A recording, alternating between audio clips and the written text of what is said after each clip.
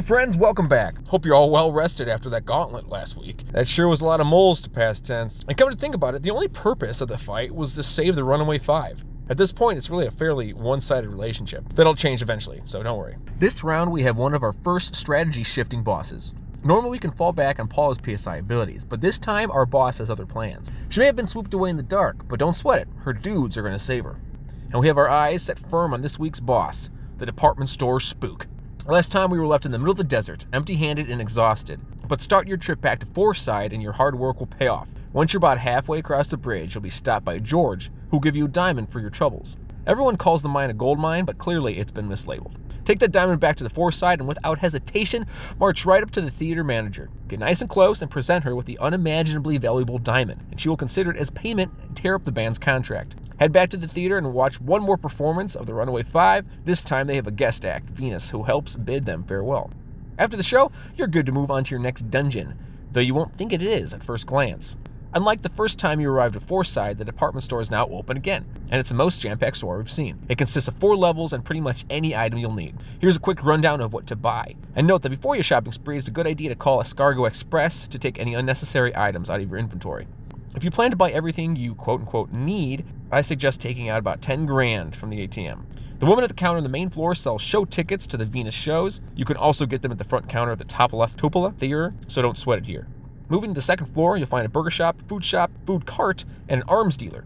If you want to grab some protein shakes or picnic lunches as an alternative lifing up, go for it. But most importantly, visit the arms dealer in the far room and make sure to stock Jeff up with big bottle rockets. I'd say 4 or 5 if you can carry them. These are pivotal against the next boss process. Traveling to the third floor, you'll find the shop and tool stores. At the tool shop, you're going to drop a good amount of coin. If you want to save your money, don't buy anything for Paula. Like I briefly mentioned earlier, she won't be around for a while, so no use to waste your money if you don't have it. Get everyone gold bracelets and equip Paula with a chef's frying pan, if you got the funds.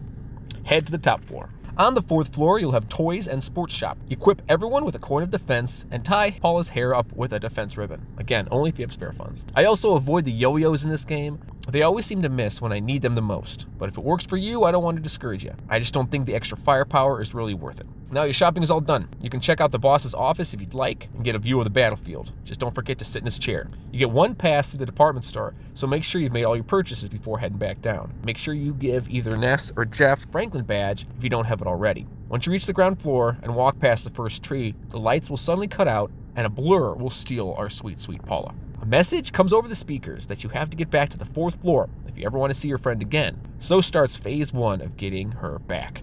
Please don't go in all gung-ho. Some of the toughest enemy in the entire game reside in this department store. They hit hard and they are everywhere. You'll find the Musica, which is the guitar thing. It has nearly 300 hit points and loves to use Thunder Beta.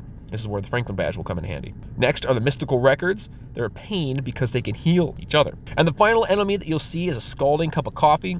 It spills hot coffee on you and takes effect on all the party members, so they suck. If you get into the battle with more than one enemy, utilize a big bottle rocket. The last thing you need is to lose a teammate and have to go outside to heal, because your trip to the boss will be even farther.